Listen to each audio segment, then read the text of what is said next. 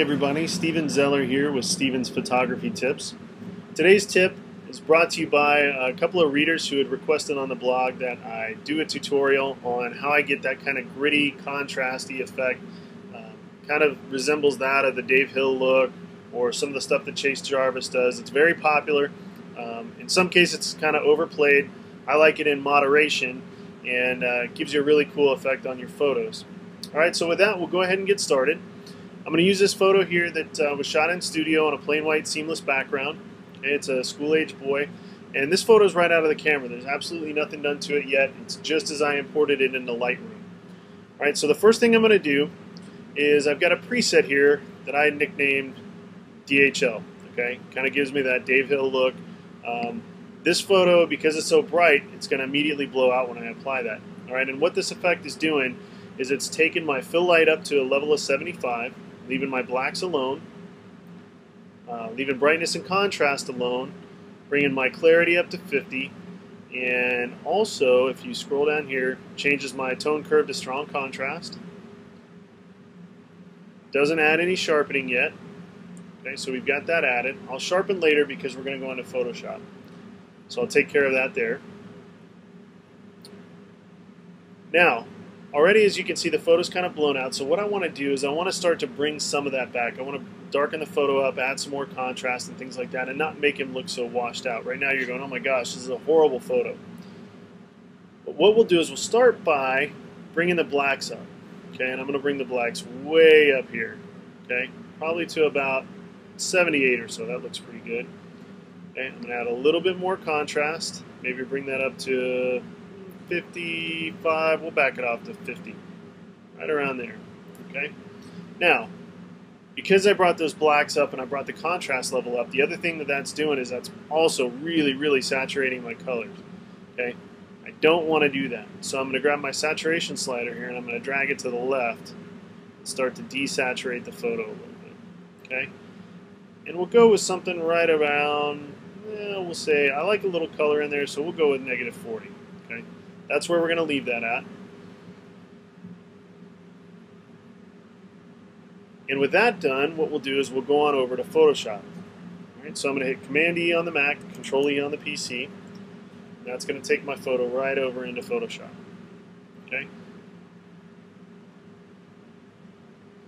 All right, so here we are. This is what we processed in Lightroom.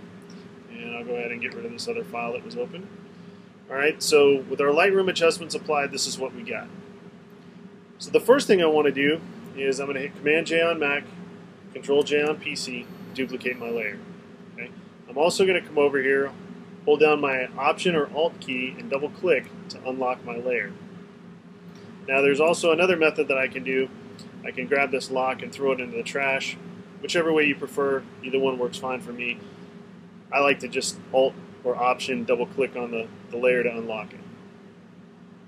Alright, so with my bottom layer selected, I'm going to go to Filter, and I'm going to go down here to Other, and I'm going to select High Pass.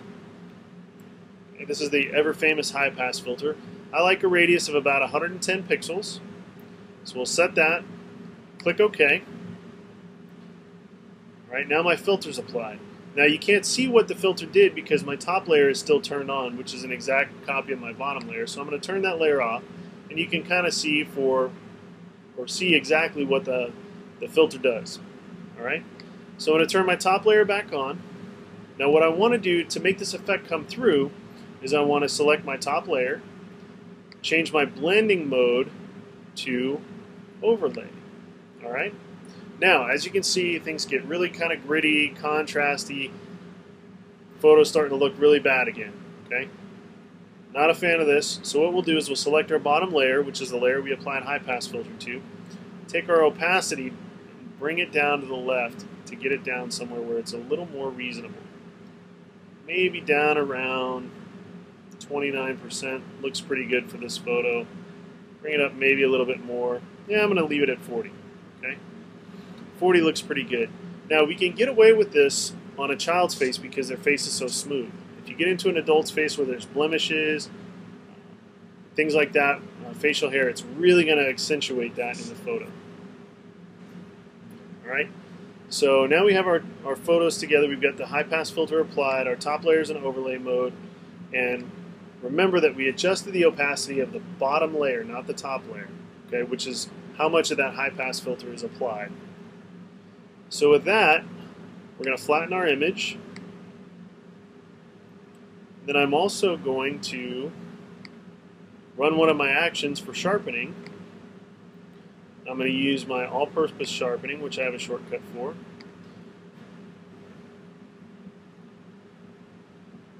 Okay, and you can sharpen. I use the unsharp mask filter to be able to do that. You can sharpen however you like if you use a plug-in. All right, so now our photo's sharpened. And we can go back into Lightroom. And to do that, what I'll do is I'll hit Command S or Control S on PC. That'll save our photo. Go ahead and close that out, and we'll go right back over into Lightroom. And there's our original photo before we went to Photoshop. And there's our after photo. And as you can see, just a little bit more gritty, a little bit more contrasty, things like that. Now the photo's still a little bit bright to me, a little brighter than what I would like. So what I'm going to do is I'm going to bring my exposure down here about a half a stop. Okay. Skin tone's not quite so washed out, still a little desaturated. There you have it. Now, I'd also probably go in here and brighten up the eyes, whiten the teeth in this particular case, just to make the photo look better overall. But this kind of gives you an idea of how you can apply this effect and get the result that you're after. Okay, quick, down and dirty. Didn't go through my whole processing workflow just to save you guys time, and there you have it. All right, so I hope you enjoyed the tip. We'll see you back here next time. Thanks again for watching.